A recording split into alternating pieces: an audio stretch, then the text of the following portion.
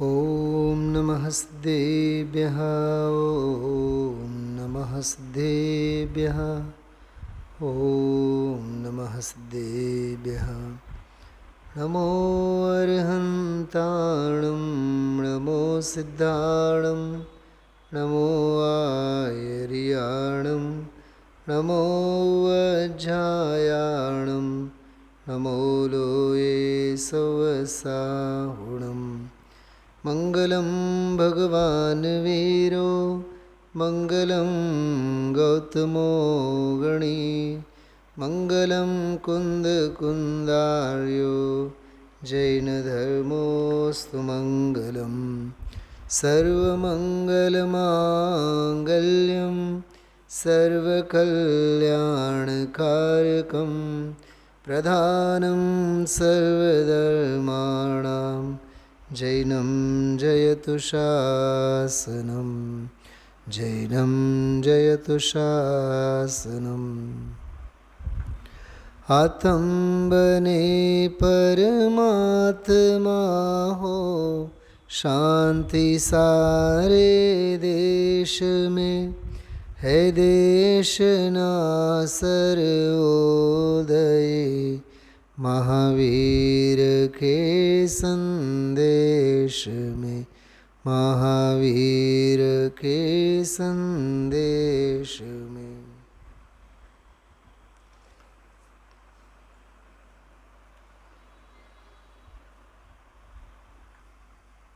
इष्टोपदेश शास्त्र છે જો કે આપણે રાત્રિના સ્વાધ્યાયમાં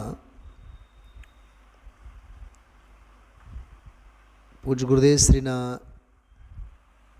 નિર્ગ્રંથ મુનિ ભગવંતો અંગેના અપૂર્વ બોલોનું એક સંકલન અહોભાવ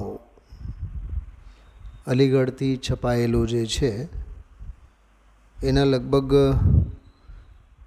60-70 બોલો ઉપર આપણે ચર્ચા થઈ છે. 80-90 કંઈક 7-8 પ્રકરણો પૂરા થયા છે.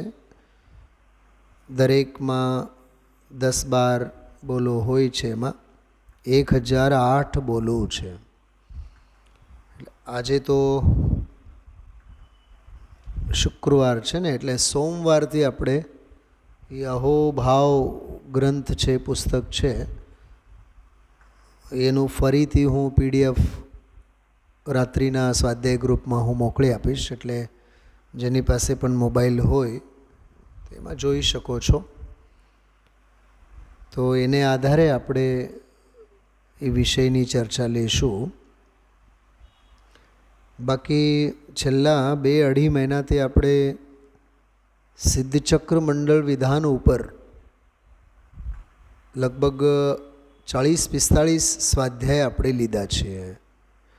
એમાં સિદ્ધ ભગવંતોના ગુણાનુવાદની આપણે ચર્ચા કરીએ છીએ. 350 લગભગ બોલ થયા છે. આગળના પણ બોલો ઉપર મારી બહુ ઈચ્છા છે, થોડાક દિવસ લેશું આપણે. પણ એ અહોભાવ આપણે સોમવારથી શરૂ કરીએ છીએ.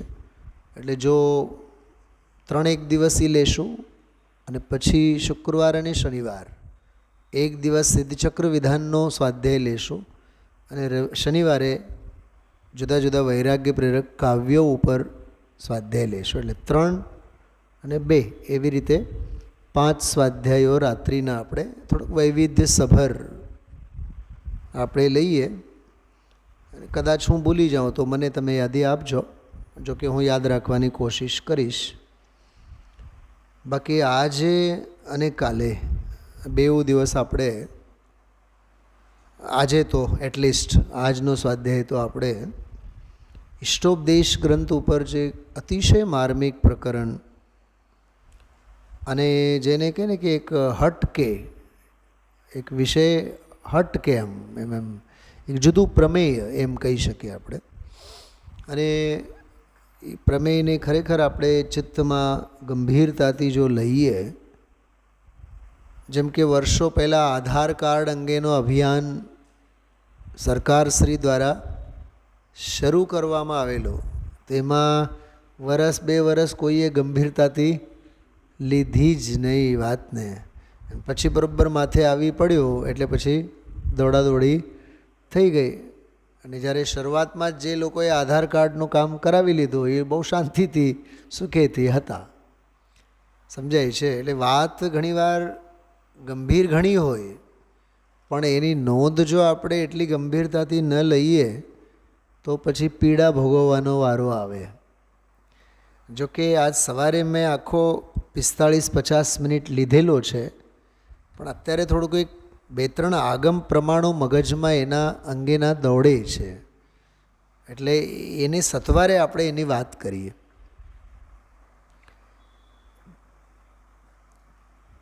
તો શ્લોક નંબર છે 23મો શ્લોક.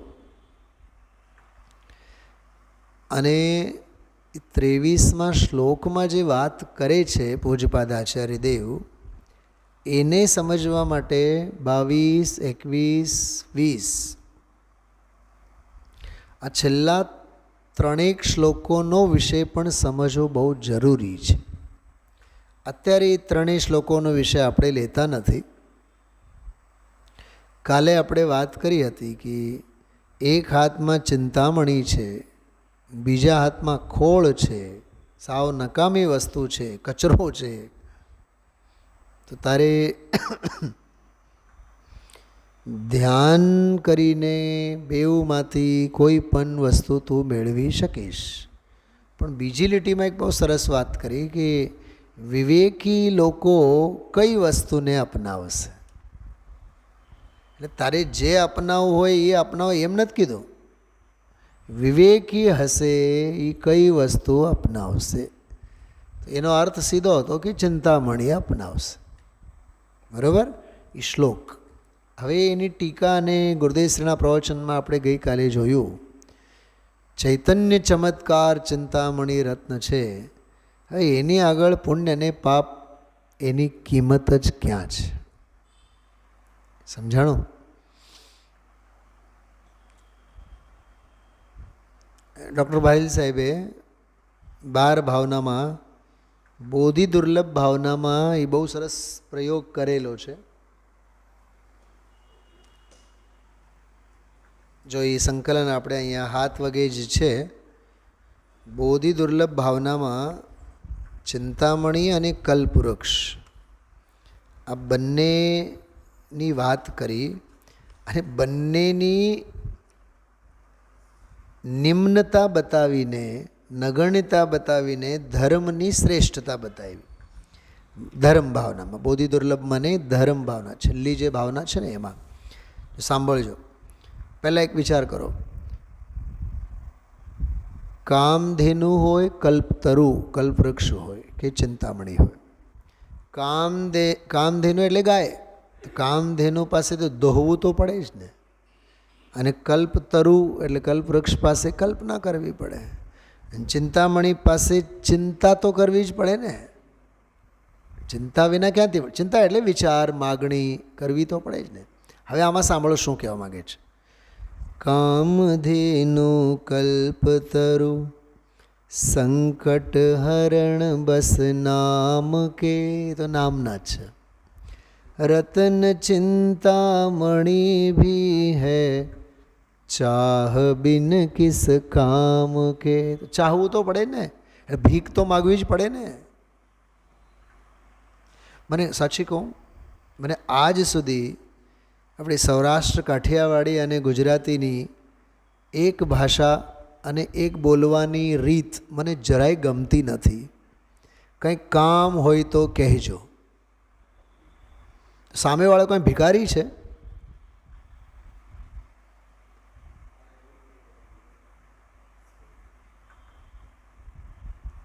કોઈ પણ વિદ્વાન પણ આવ્યા હોય ને એને કાંઈ લેવું દેવું ન હોય, બધું હરખું છે ને. કાંઈ કામ હોય તો કહેજો. કંઈ કામ હોય તો કંઈ ફોન કરીને યાદ કરવાના છે. વાત સમજો શું કહેવા માગો છો. એ ભિક્ષાવૃત્તિમાં એને શું કામ રાખવા માગો છો તમે? તમારે જો મદદ કરવાની ભાવના જ હોય તો સામેથી જઈને કરો ને. પણ આપણે એવા મહાન બનવા માગીએ છીએ, કંઈક કામ હોય તો કહેજો. એટલે સામેવાળાને તમે પામર જ સમજો છો અને એને પામર જ રાખવા માગો છો. મને એ બિલકુલ ભાષા જ નથી ગમતી. ગમતી નથી એટલે કે હું કંઈ અણગમો નથી કહેતો, પણ એ અવ્યાવહારિકતા છે. પણ છે લોકમાં પૂરપાટમાં ચાલે છે. તો અહીંયા જોઈ ચિંતામણી હોય પણ ચાહ તો કરવી પડે ને, ચાહના તો કરવી પડે ને, માગણી તો મૂકવી પડે ને એની સામે. रतन चिंतामणि भी है चाह बिन किस काम के. અને ભોગ સામગ્રી મળે તો ભોગ સામગ્રી મિલે અનિવાર્ય है पर याचना. યાચના તો અનિવાર્ય છે, માગવું તો પડશે જ. है व्यर्थ ही इन कल्पतरु चिंतामणि की चाहना. धर्म ही वह कल्पतरु है नहीं जिसमें याचना. धर्म ही चिंतामणि है नहीं जिसमें चाहना. ઓલા કલ્પવૃક્ષ પાસેથી માગવું પડે, ઓલા ચિંતામણી પાસેથી ચિંતા કરવી પડે.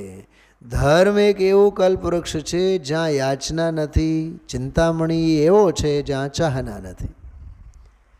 ધર્મ તરુ સે યાચના બિન પૂર્ણ હોતી કામના. ધર્મ ચિંતામણી હૈ શુદ્ધાત્મા કી સાધના. કેટલી ઊંચી વાત છે આ. 12 ભાવનાના ક્રમમાં એમને એમ ગાઈ નાખીએ છીએ. બોલો, ધર્મ જ શુદ્ધાત્મ સ્વભાવ ભાવનો ધર્મ જ એવો છે, ચિંતામણી કરતાં પણ ચડિયાતો છે, કલ્પવૃક્ષ કરતાં પણ ચડિયાતો છે. બહુ ઊંચી વાત છે, અતિશય માર્મિક વાત છે. એટલે એ જે 19-20 નંબરના શ્લોકમાં જે કહી ગયા, ઇતશ્ચિંતામણિ દિવ્ય ઇતઃ પિણ્યાક ખંડકમ. એક હાથમાં હથેળીમાં તમારે ચિંતામણી છે અને બીજા હાથમાં તમારે ખોળ છે. તો તારે ધ્યાન કર, ધ્યાન વડે ઉપયોગને એમાં રમાડ, તો જે તારે મેળવવું હોય એ મેળવી શકીશ. પણ વિવેકી જો હશે એ વિવેકી તો નિયમથી ચિંતામણીને જ સ્વીકારશે. ક્વ આદ્રિયંતામ વિવેકિનઃ. વિવેકી જન શેનો આદર કરશે તું વિચારી લે. એમ સામેવાળા ઉપર જ છોડી દીધો. એ આ 20 નંબરનો શ્લોક. ધ્યાનેન ચેત ઉભે લબ્બે. ધ્યાન હશે તો બેઉની પ્રાપ્તિ થાય. પણ આદર, વિવેકશીલ વ્યક્તિ કોનો આદર કરશે, કોને સ્વીકારશે? એમ જેમ હું ફરીથી વાત કરું, સવારે 4 વાગે ઉઠીને જોગિંગમાં અને વોકિંગમાં પણ જઈ શકે અને ઘડીક બેસીને સામાયિક પણ કરી શકે. વિવેકી શું કરશે? સામાયિક જ કરે નહીં. વિવેકી હશે, તત્વદૃષ્ટિવાળા હશે તો. બોલો ધનજીભાઈ, બોલો. હા, ગડ્યા બુઢિયાઓને તો હાલ જ છે, રાત્રે 12 પહેલાં નિંદર નહીં આવે અને 3, 3:30, 4 વાગે તો ઉઠી જ જાય. તો 4 વાગે ઉઠો તો કલાક 2 કલાક સામાયિકમાં, ધ્યાનમાં, સ્વાધ્યાયમાં ફાળવો ને. ગજબ છે. જુવાનિયા જેને બેસીને સ્વાધ્યાય કરવું છે એની પાસે સમય નથી, અને ઘરડાઓ જેની પાસે સમય છે પણ એમને વાંચવું નથી, સ્વાધ્યાય કરવું નથી. સ્વાધ્યાય જેને કરવું છે એની પાસે પ્રવૃત્તિઓનો પાર ન મળે. સ્વાધ્યાય કરવા માટે જેને અવસર મળેલ છે એ નિવૃત્તિમાં પણ નવી પ્રવૃત્તિઓ ગોતીને ક્યાંક ને ક્યાંક અટકવાના રસ્તે સમય વેડફી કાઢે, વાતોમાં વેડફી કાઢે, વિકથામાં કાઢે. જુવાનિયાની જિંદગી ગઈ, ઘરડાઓની જિંદગી ગઈ. ખ્યાલમાં આવે છે? ખરેખર હું સાચું કહું, જે 60-65 પછી નિવૃત્તિના કાળમાં દીકરા દીકરી, ઘર પરિવાર, આર્થિક સામાજિક શારીરિક બધી જ ઉપાધિઓથી પાર સહજ સાનુકૂળતામાં જીવે છે, એ ચક્રવર્તીનો ભાગ્યને ભોગવે છે. હું સાચું કહું, ઘણા એવા વૃદ્ધ લોકોને હું જોઉં છું, ઘર પરિવારથી, સામાજિક આર્થિક પરિસ્થિતિઓથી, શારીરિક કંઈક ઉપાધિ થાય તો દીકરા વહુ બધાએ લાઈનમાં લાગેલા છે, એટલી સાનુકૂળતા છતાં ધંધો છૂટતો નથી, બહારની પ્રવૃત્તિ છૂટતી નથી. મને એમ થાય કે એવા ઘડપણમાં હું રહીશ ને તો હાથમાં સમયસર લઈને જ ફરતો હઈશ હું તો.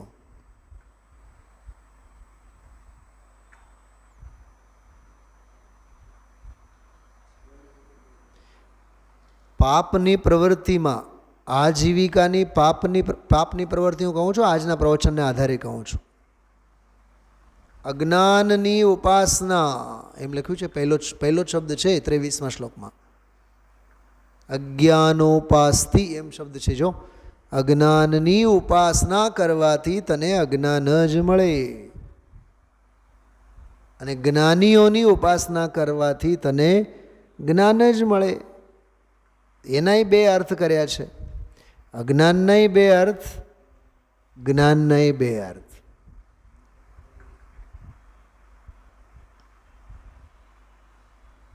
અજ્ઞાનની ઉપાસના એટલે શું? ધન, વૈભવ, પૈસા, બહારની પ્રવૃત્તિ. ધંધાની હોશ એ અજ્ઞાનની ઉપાસના છે. ધંધાની હોશ એ અજ્ઞાનની ઉપાસના છે, એ અજ્ઞાનની ખેવના છે.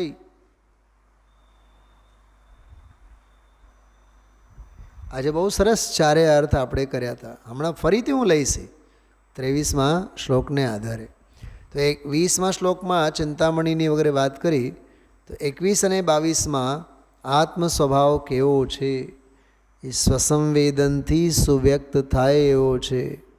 દેહ માત્ર છે, અવિનાશી છે, અનંત સૌખ્યવાન છે, લોકાલોકને જાણનારો એવો સર્વજ્ઞ સ્વભાવી છે.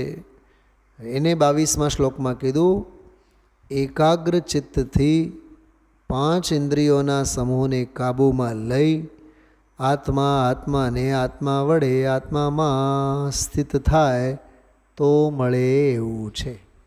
22મો શ્લોક.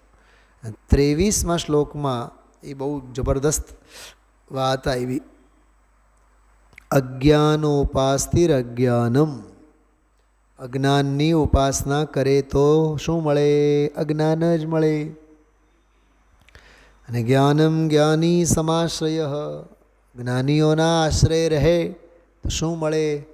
તો જ્ઞાન જ મળે. મેં તો ઘણા દ્રષ્ટાંતો આપીને આજે વાત કરી. કેમ? બીજી લીટીમાં નિયમ બતાવ્યો, જેની પાસે જે હોય તે જ આપે. દદાતિ એટલે આપે છે, યત્તુ એટલે જે હોય, યસ્યાસ્તિ યસ્ય યત અસ્તિ, જેની પાસે જે હોય તે જ આપે છે. સુપ્રસિદ્ધમ ઇદમ વચઃ, એ લોક વાયકા છે આ. સુપ્રસિદ્ધમ ઇદમ વચઃ એટલે આવા વચનો લોકમાં પણ પ્રસિદ્ધ છે. દુનિયામાં એમ જ કહેવાય છે, જેની પાસે જે હોય એ આપે.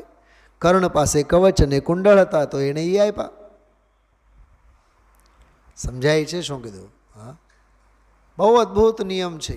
મેં તો મને તો એટલું ગમ્યું, એ વિષય જ એટલું ગમ્યું છે. ગુરુદેવશ્રીનો જ મેં દાખલો આપ્યો હતો સવારે. કાં 45 વર્ષો સુધી ગુરુદેવશ્રીના શ્રીમુખેથી આચાર્ય કુંદકુંદ દેવના, ભગવાન મહાવીરના, હજારો આચાર્યોના, હજારો ગ્રંથોના સંદર્ભો શા માટે સભાઓમાં ગૂંજતા રહ્યા? કેમ કે ગુરુદેવશ્રીએ કોની ઉપાસના કરી છે? શ્રુતની ઉપાસના કરી છે. આચાર્ય મુનિ ભગવંતો દેવગુરુ ધર્મની ઉપાસના કરી છે, એટલે એમના મુખેથી એ જ નીકળશે. કેમ કે એમણે એમની ઉપાસના કરીને એ જ મેળવ્યું છે. કેમ કે એમની પાસે પણ આપવા લાયક એ જ હતું. તત્વ ને વૈરાગ્ય ને જ્ઞાન સિદ્ધાંત આ સરસ્વતીનો ભંડાર એમની પાસે હતું. ગુરુદેવશ્રી એમની પાસેથી ખજાનામાંથી બધું મેળવ્યું. 90 વર્ષ સુધી એની જ ધારણા અવધારણા રહી. ખ્યાલમાં આવે છે તો ગુરુદેવશ્રીનો જ દાખલો આપણી સામે છે, નજરોની સામે. કેમ કે જેની પાસે જે હતું એ જ એમણે મેળવ્યું. આચાર્ય મુનિ ભગવંતો પાસે વૈરાગ્ય જ હતું, એમણે વૈરાગ્ય મેળવ્યું. તત્વજ્ઞાન હતું, તત્વજ્ઞાન મેળવ્યું. અધ્યાત્મ હતું, અધ્યાત્મ મેળવ્યું. જૈન સિદ્ધાંતો હતા, સિદ્ધાંતો મેળવ્યા. તો આપણી પાસે કાં નથી સિદ્ધાંતો? કેમ કે આપણે સિદ્ધાંત જે મેળવ્યા છે એમની પાસે આપણી પાસે બેસવા માટે, ઉપાસના કરવા માટે સમય નથી. પોઈન્ટ સમજાય છે? વિરક્ત ચિત્તવાળા, વૈરાગી જીવોવાળા, સ્વાધ્યાયી વૃત્તિવાળા, આત્મજ્ઞાનની ધૂન મસ્તી ધરાવનારા પાસે સત્સંગ માટે આપણી પાસે સમય જ ક્યાં છે? મને આગમ પ્રમાણે એક મગજમાં બહુ ફરતો હતું. પદ્મનંદી પંચવંશિકાકાર એમ લખે છે 26મા અધ્યાયમાં, હે જગતના યુવાનો, તમારે માટે કંઈ વિષય ભોગોની વાતો તો અમારી પાસે છે નહીં. અમે રહ્યા વન જંગલમાં રહેનારા. શીલ અને બ્રહ્મચર્ય સિવાય તો અમારી પાસે કાંઈ હોય નહીં. તમને તમારે લાયક કંઈક ન મળે તો અમને માફ કરજો. પદ્મનંદી પંચવંશિકામાં તો જુવાનિયાઓની માફી માગી. કેમ કે અમારી પાસે તમને તમારે લાયક આપવા માટે કાંઈ છે નહીં. કેમ કે અમે તો એ જ આપશો ને જે અમારી પાસે છે. અમારી પાસે વૈરાગ્ય છે તો વૈરાગ્ય આપશો. શીલનો મહિમા છે તો અમે શીલનો મહિમા આપશું. આ સવારના સ્વાધ્યાય વખતે પણ મને આ મગજમાં બહુ ફરતું હતું. આ દૃષ્ટાંત બહુ ફરતો હતો. આગમ પ્રમાણ છે. સુણે તને રસ નિબંધ શિથિલ થાય. કામ કેમ કે જે સમયસારના રજે રજમાં વિષય કષાયોનો બંધ છૂટે એવા, ખ્યાલમાં આવ્યું? કેકા ધ્વનિ છે આમાં, મયુર ધ્વનિ છે આમાં. રસના વિષય કષાયોના રસ એનો ગાઢ બંધન પ્રબંધન તૂટ્યા વિના નહીં જ રહે. સુણે તને લખ્યું છે ને કે તને સાંભળતા. રામબાણ છે. જાણે તને, તને જાણતા. હૃદય જ્ઞાની તણા જણાય. તો એ કોણ હૃદય જ્ઞાની તણા જણાય? એટલે જ્ઞાની એટલે જ્ઞાન સ્વભાવી આત્મા. જ્ઞાનીઓ એટલે જગતના જ્ઞાનીઓ નહીં, વ્યવહારે. એ તો જ્ઞાનીઓનું હૃદય જણાય એ તો વ્યવહાર, પણ જ્ઞાન સ્વભાવી આત્માનો હૃદય જણાય. કેમ કે એને જાણ્યું ને, એને જાણ્યું તો જ્ઞાન જ મળવાનું છે. કેમ કે એની પાસે આપવા માટે જ્ઞાન જ છે. આમાં અર્થ કરેલો છે. અજ્ઞાનોપાસ્તિર અજ્ઞાનમ જ્ઞાનમ જ્ઞાની સમાશ્રય. જ્ઞાનીઓના આશ્રયે એમ લખ્યું છે. જ્ઞાનીઓના આશ્રયે જ્ઞાનમ, જ્ઞાન જ મળે. એક સમયસારનો પણ મને સવારે દૃષ્ટાંત મગજમાં ફરતો હતો. 4થી ગાથામાં કામભોગ બંધનની કથાવાળી જે ગાથા છે, સુદ પરિચિદાણુભૂદા સવિકામ ભોગ બંધ કહા એયત તસ્વલંબો નવરીણ સુલહો વિહત તસ્સ. કે અજ્ઞાની જીવોને એકત્વ વિભક્ત ભગવાન આત્મા સુલભ નથી. કેમ? કેમ કે કામ ભોગ બંધનની કથાઓ બધી સુલભ થઈ પડી છે, તો ઓલો દુર્લભ થઈ ગયો છે. બોલો એક વાત પૂછું, ધંધો કરવો સહેલો છે કે સ્વાધ્યાય કરવો સહેલો છે? હા, સવારે ઉઠતા વેત જ પહેલાં ધંધાની જ, કારોબારીની જ યાદ આવે મગજમાં. હા, અને કોઈ કામના કલાકો નક્કી નથી. 10 વાગે શટર ખુલે એટલે રાત્રે 10-11 વાગ્યા સુધી ચાલ્યા રાખે. ધંધા વ્યાપારમાં આપણે 5 કલાક 6 કલાક 8 કલાક ગણતરી કરીએ છીએ, અને મંદિર અને સ્વાધ્યાયની બાબતમાં આપણે એટલે જે ગણીને કરીએ ને એને વેટ કહેવાય, અને ગણ્યા વગર જે કરીએ ને એ કર્તવ્ય કરીને કરીએ છીએ આપણે. વિચારવા જેવી બાબત છે. અરે ધન્ય છે તે જીવો, કલાકોને કલાકો આત્મ ધ્યાનમાં, તત્વની ભાવનામાં, સ્વાધ્યાયમાં, ચિંતનમાં, મનનમાં.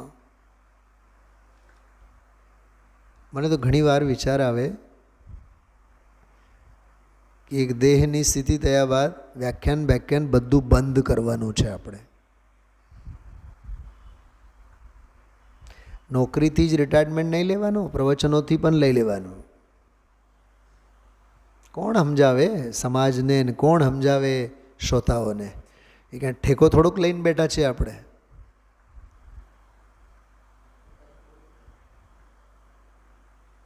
બોલો રાજુભાઈ.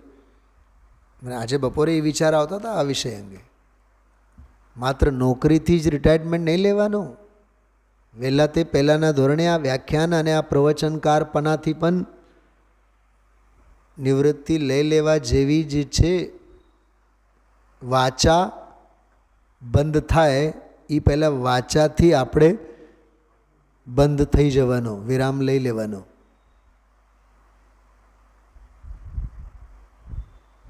સોનગઢમાં છે એક રાકેશભાઈ છે, વિદ્વાન, સાગરના જમાઈ છે. અભયકુમારજીના સાડુભાઈ થાય. એટલે કાલે જ મારી વાત થઈ કે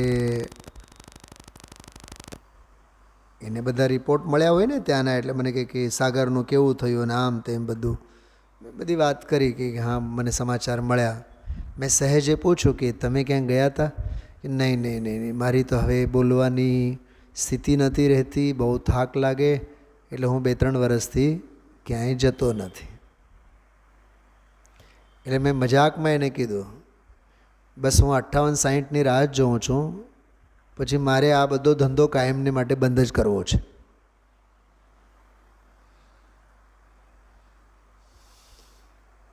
કેમ કે વાણીની ઉપાસના કરીશ તો તને વાણીનો જ લાભ થશે, વાચનો લાભ નહીં થાય. વાચનો લાભ લેવો હોય તો વાણી બંધ કરવી પડશે. સમજાય છે શું કહું છું? આખી જિંદગી વક્તા બનીને રહેવું કે શ્રોતા બનીને રહેવું, એના જેવી કલંકની બીજી કોઈ વાત નથી. સ્વરૂપમાં કેદી રહેશું આપણે? સ્વરૂપની સાધના કેદી કરશું? કે ગામને સમજાવતા જિંદગી પૂરી કરવાની છે? હા, કે વિદ્વાનોને સાંભળતા જ જિંદગી પૂરી કરવાની છે? વક્તાપને જીવન પૂરું કર કે શ્રોતાપને જીવન પૂરું કર? કલંકની વાત છે. જ્ઞાતા છો, જ્ઞાતાપણે જીવન જીવો, જ્ઞાતાપણે જીવન પૂરું કરો. કેમ કે અટકવાના રસ્તા ઘણા છે. હું કઈ લેવલની વાત કરવા માગું છું સમજાય છે ભાવેશભાઈ? અજ્ઞાનની ઉપાસના કરવાથી અજ્ઞાન જ મળશે. એના 2 અર્થ: સંસાર, શરીર, ભોગ, મોહ, રાગ, દ્વેષ, ક્રોધ, માન, માયા, લોભ, કશાયના જેટલા ચાળા છે એ બધી અજ્ઞાનની ઉપાસનામાં આવે. એમાં લખેલું છે, એમાં મારા મનથી નથી બોલતો. જો આમાં લખેલું છે, જો અજ્ઞાનની. હવે એનો અર્થ શું કર્યું છે? જો જ્ઞાન રહિત શરીર આદિની. તો આપણો ધંધો, વ્યાપાર, બાયડી, છોકરા છે, શું બધું શરીર આદિકની તો ઉપાધિ છે, ઉપાસના છે. બીજું શું છે? ઉપાસના લખ્યું છે. અષ્ટદ્રવ્યો વડે આપણે પૂજા નથી કરતા, પણ ઉપાસના એટલે નિત્ય એની જ ખેવના. સ્મશાનમાં ગયા હોય તોય બાયડી છોકરા વિસરાતા નથી, ધંધો વ્યાપાર ભૂલાતો નથી. કોકના મરસિયામાં ગયા હોય ને તોય, લગ્નમાં ગયા હોય તોય, લગ્ન ઘરમાં હોય કે લગ્ન બહારમાં હોય, કોક મરી ગયા હોય આપણી ઘરે કે કોક મરી ગયા હોય કે ગામમાં, પણ વિસ્મરણ નથી હોતું. શેનું? ધંધો, વ્યાપાર. હું સીએ છું, હું ફલાના છું, હું વ્યાપારી છું, હું શિક્ષક છું. એ ઔપાધિક ભાવો ક્યાં બોલાય છે? વૃત્તિ અને વાસના તો એ ધારા એની ચાલે છે કે નહીં? તો ઉપાસના શેની ચાલે છે? રાજુભાઈ સમજાય? ઉપાસના શબ્દ બહુ માર્મિક છે. ઉપાસના આસન, આસન એટલે બેઠક, ઉપ એટલે નિકટમાં. તો શેની નિકટમાં આપણો આસન? ક્યાં પલોઠી વાળીને બેઠા છીએ આપણે? ભલે ને સ્મશાનમાં ગયા હોય તો એ ધંધા અને વ્યાપારની પેઢી એ જ આપણું આસન, આપણું બેઠક. ઉપાસના એને કહેવાય. એટલે નિત્ય નિરંતર ઉપયોગની ધારા તે ભાવે જ વર્તતી હોય એનું નામ ઉપાસના. ઉપવાસ શબ્દ આવે ને, ઉપવાસ શબ્દનો જેવો અર્થ એવો જ અર્થ ઉપાસના શબ્દનો છે. આસન પલોઠી વાળીને જ બેઠા છીએ. કોઈ દુનિયાનો શેઠ એવો ન હોય, કરોડપતિ શેઠ, કે સ્વપ્નમાં પણ ભૂલી ગયો હોય કે કરોડપતિ ગરીબ છે એવો એના મગજમાં આવે? બોલો ધનજીભાઈ. ફેક્ટરીવાળા હોય, એ ફેક્ટરીવાળા કોઈ દિવસ સપનામાં એવું જુએ હું તો કરિયાણાની દુકાનવાળો છું? ભલે ને એક કાળે એ હતો, કરિયાણાની દુકાન હતી, પણ હવે તો ફેક્ટરી થઈ ગઈ છે. તો સપનામાં શું આવશે? ફેક્ટરી જ આવશે, કેમ કે વાસનામાં ભરેલી છે. હું ધનવાન. એટલે જ ગુરુદેવ આ બધા પૈસાવાળા બેઠા છે. આજે સવારે ખબર શું કીધું આજના પ્રવચનમાં? આ બધું પૈસાવાળાની ખબર છે, ક્યાંય હક ન પડે એવું બોલ્યા. મોડે મોડ બોલ્યા કે નહીં આજ સવારે? શખ ન પડે ક્યાંય, બધું સમજવા જેવું છે. ચારે બાજુથી પૈસા આવતા હોય, હાચવવા ક્યાં, નાખવા ક્યાં, શેમાં ભોગવવા? બોલો, શેમાં ભોગવવા એની ચિંતા પડી હોય. ગરીબને પૈસા આવે ક્યાંથી એની ચિંતા, અને કરોડપતિને પૈસા આવે છે તો એને ખર્ચવા શેમાં? એના માટે પછી ટ્રસ્ટ બનાવે, એના માટે પછી મંદિરો ખોલે, સંકુલનો ઊભા કરે, કાંઈ નહીં તો પછી ફાર્મ હાઉસ લઈ લે, એમાં પછી ચેરિટીનું કંઈક કામ ચાલુ કરે, એટલે કરોડો રૂપિયા એમાં. બધો પંચમ કાળ છે. કોઈ કોઈને નહીં કહે, પણ આ જીનવાણી વાંચીએ ને તો કાળું અને બેરું અને ધોળું કેવું થતું હોય બધાએ સમજે છે.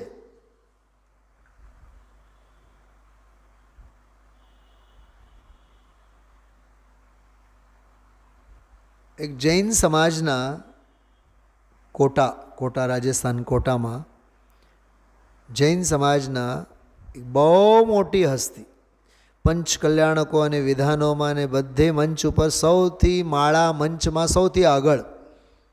એમના જીએસટી હોય ને, જીએસટીમાં કંઈક 5-6 વર્ષનું બધું કાળું ધોળું બધું પકડાનું, 80 કરોડ રૂપિયા એને ફાઇન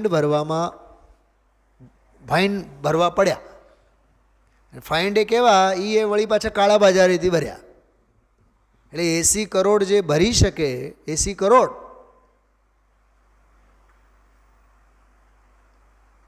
એટલે કમાણી તો એ 800 કરોડની હશે. કરોડો અબજોની. જેટલી મોટી ઉપાધિ એટલા મોટા એના બધા દાડ હોય. હા, અરે 2 ટંચના રોટલા ખાઓ, ન્યાય નીતિથી સાદાઈથી જીવન જીવો, સમાધાનથી રહો, અજ્ઞાનની ઉપાસનાને તાળા મારો. હા,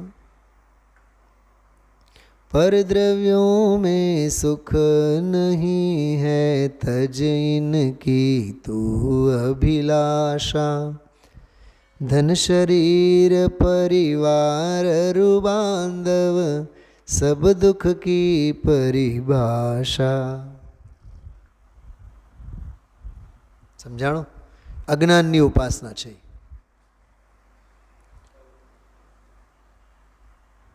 એટલે બહિરાત્માની બધી જ બહારની જીવનશૈલી અજ્ઞાનની ઉપાસનામાં જાય છે. સીધો એનો અર્થ એવું છે. બહિરાત્મપણું છે. અજ્ઞાનની ઉપાસના એટલે બહિરાત્મપણું.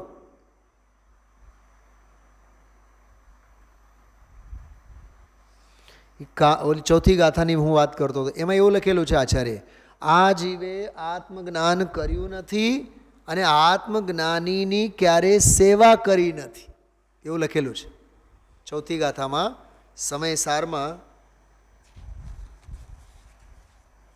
જો પોતામાં આત્મજ્ઞપણું હોવાથી, પોતામાં અનાત્મજ્ઞપણું હોવાથી, પોતે આત્માને નહીં જાણતો હોવાથી અને બીજા આત્માને જાણનારાઓની સંગતિ સેવા નહીં કરી હોવાથી. મેં સવારે એક પ્રશ્ન પૂછ્યો હતો ભાવેશભાઈ, રાત્રિ ભોજન ત્યાગવાળા સાધર્મી સાથે આપણી મિત્રતા કેટલી, અને સ્વૈરાચારી તરીકે રાત્રે 2 વાગે જમનારાઓની મિત્રતા કેટલી આપણી?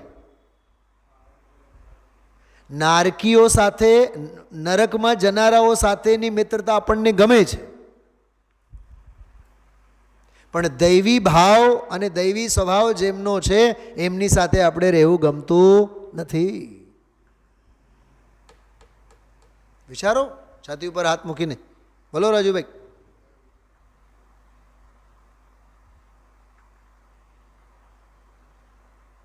હમણાં તમને સમજો કે કાશ્મીર ફરવા જવું હોય અને તમને ચોઈસ માટે આવે કે ભાઈ 4-6 મિત્રો સાથે લઈએ, તો તમે એવા જ મિત્રોને ગોતશો જે રાત્રે ખાતા હોય, પીતા હોય, હોટલમાં માનતા હોય, અને કોઈ એમાંથી એકાદ એવો હોય કે રાત્રે ક્યાંય જમવાનું નહીં હાલે, તો સૌથી પહેલાં એને તમે કેન્સલ કરશો, ભાઈ તું રહે, કાંઈ વાંધો નહીં, તારી કાંઈ જરૂર.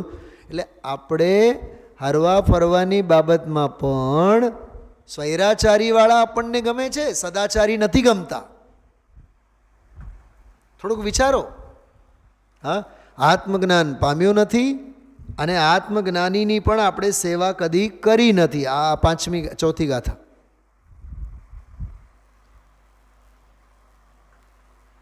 એટલે અજ્ઞાનની ઉપાસનામાં જિંદગી ગાળે છે એમ કહે છે આમાં. તો એ જો આમ અર્થ જો, અજ્ઞાનની અર્થાત જ્ઞાન રહિત શરીરાદિની ઉપાસના એ અજ્ઞાન જ આપે, અર્થાત અજ્ઞાનની ઉપાસનાથી અજ્ઞાનની પ્રાપ્તિ થાય. નીચે ટીકામાં જો, અજ્ઞાન એટલે શરીરાદિ સંબંધી મિથ્યા ભ્રાંતિ. જો ભાવેશભાઈ, આનો અર્થ શું કર્યું? અજ્ઞાન એટલે શરીરાદિ સંબંધી મિથ્યા ભ્રાંતિ, ભ્રમ. દેહમાં જે આત્મબુદ્ધિ છે ને એ અજ્ઞાન ભાવ, તો અજ્ઞાનને અજ્ઞાન ભાવની જ ઉપાસના કરે છે. અને બીજો અર્થ કર્યું અજ્ઞાની ગુરુઓની ઉપાસના. અજ્ઞાનની ઉપાસના અને અજ્ઞાનીઓની ઉપાસના, એમ 2 અર્થ લેવાય એમાં. अज्ञान शब्द के 2 अर्थ हैं, एक तो ज्ञान रहित शरीराधिक और दूसरे मिथ्या ज्ञान એટલે મોહ ભ્રાંતિ સંદેહ વાલે મૂળ ભ્રાંત સંદિગ્ધ ગુરુ આદિક. લોકમાં એ જોવા મળે ને, કાં તો આ જીવ, સાંભળજો, અનાદિકાળના અજ્ઞાનના સંસ્કારને સેવે છે, એક વાત. બીજો, એના પોષક એવા અજ્ઞાનીઓ પાછળ દોડે છે. બેઉ મળીને અજ્ઞાનની ઉપાસના. નિમિત્ત રૂપે અજ્ઞાની અને અશુદ્ધ ઉપાદાન રૂપે પોતાનું અજ્ઞાન. સરવાળે ઉપાસના અજ્ઞાનીની, અજ્ઞાનની. તો અજ્ઞાનની ઉપાસનાનું ફળ શું આવશે? કે અજ્ઞાન જ આવશે, દુઃખ જ આવશે, આકુળતા જ આવશે, ભ્રમણ જ આવશે.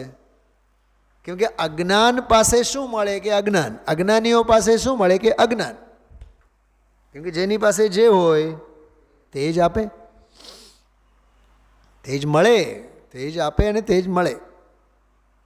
હવે બીજું જો, और ज्ञानी कहिए ज्ञान स्वभाव आत्मा. जो સૌથી પહેલાં શું કર્યું? જ્ઞાનીનો અર્થ શું કર્યું? જ્ઞાન સ્વભાવી આત્મા તથા આત્મજ્ઞાન સંપન્ન ગુરુઓ કી. જો આ નિમિત્તમાં બહારમાં લીધા, એટલે આત્મજ્ઞાની ગુરુઓની ઉપાસના કરે અથવા જ્ઞાન સ્વભાવી આત્માની ઉપાસના કરે, તો કે જે તત્પરતા કે સાથ સેવા, આવ્યો સેવા શબ્દ, स्वार्थाव बोधरूप ज्ञान को देती है. वाह, એમની કરવામાં આવેલી સેવા જે છે એ સ્વાર્થાવબોધ, અર્થ એટલે પદાર્થ, સ્વ અર્થ એટલે આત્મ પદાર્થનું અવબોધ એટલે આત્મજ્ઞાન આપે છે. પછી આમાં આત્માનુશાસનનો શ્લોક આપવામાં આવેલો છે. એટલે મૂળ વાત એટલી જ સમજો, અજ્ઞાનની ઉપાસના એના બે અર્થ: અનાદિકાળના પોતાના અજ્ઞાન ભાવોનું સેવન. બીજો અર્થ જગતના સંસાર શરીર ભોગ જેવી પ્રવૃત્તિ અને અજ્ઞાનીઓ પાછળની આંધળી દોડ, એનું નામ અજ્ઞાનની ઉપાસના. ધનજીભાઈ ખ્યાલમાં આવ્યું? અજ્ઞાનની ઉપાસનાના આ બે અર્થ, અને જ્ઞાનની ઉપાસનાના જ્ઞાન સ્વભાવી આત્મ સ્વભાવની ભાવના એ જ્ઞાનની ઉપાસના, અને બીજું આત્મજ્ઞાની એવા દેવગુરુ ધર્માદિક જેવા એમની આરાધના ઉપાસના, એમના સાનિધ્યમાં રહેવું, ભેદ જ્ઞાનની ભાવના ભાવવી, એનું નામ જ્ઞાનની ઉપાસના. તો અજ્ઞાનની ઉપાસનાથી અજ્ઞાન જ મળે અને જ્ઞાનની ઉપાસનાથી જ્ઞાન જ મળે. કેમ કે નિયમ જેની પાસે જે હોય તે જ તને આપે, જેની પાસે જે હોય તે જ તને મળે. નિરાકુળ સ્વભાવની ભાવના ભાવીશ તો તને નિરાકુળતા મળે. આકુળતાના સંયોગો પાછળ દોડીશ તો તારા હાથમાં આકુળતા સિવાય બીજું કાંઈ નહીં આવે. સંસાર શરીર અને ભોગો પાછળ દોડીશ તો હાથમાં નિરાશા જ મળશે. ભવવન મેં જી ભર ઘૂમ ચુકાઈ, ભલે ને અનાદિકાળની તારી યાત્રા, પણ હાથમાં તો તારે રખડપટ્ટી, ભવભ્રમણ, પારાવાર દુઃખ, ક્યાંય સારા વટ નથી.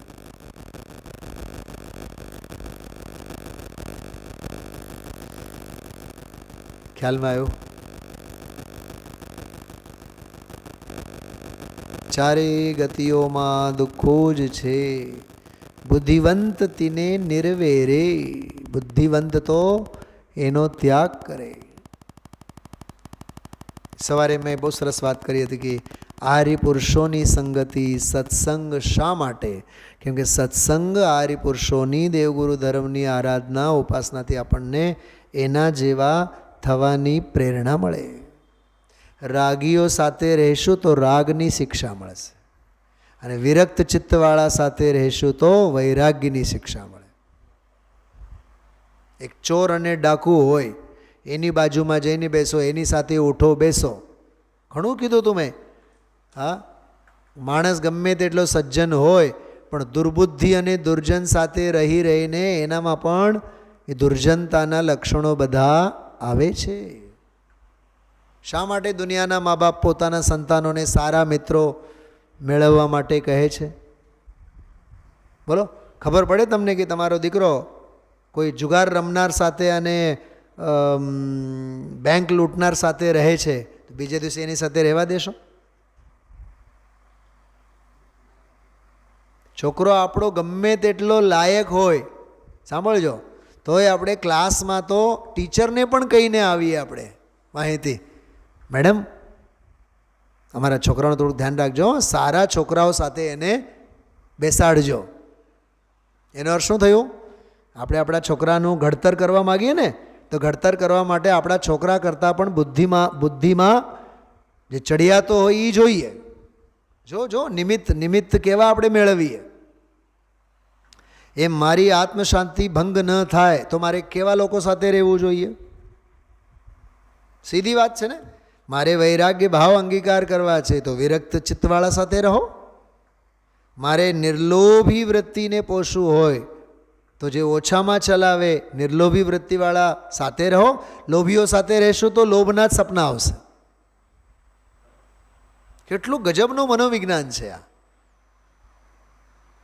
જેવાની સાથે આપણે રહેશું તેવા જ થવાની આપણને.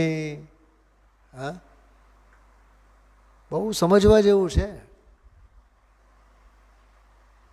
સમજો મુંબઈમાં હાઈ ફાઈ કલ્ચરમાં રહેતા હોય, હવે એવા ટેવાઈ ગયા હોય, હવે એને એમ કે તમે જામનગરમાં આવીને રહો, ભાવનગરમાં આવીને જાઓ, રાજકોટ નહીં ને, હવે તો ભાઈ અમને તો પ્રાપ્ત પર્યાયની એવી પ્રીતિ થઈ ગઈ છે કે હવે તો અમે ક્યાંય ન જઈએ.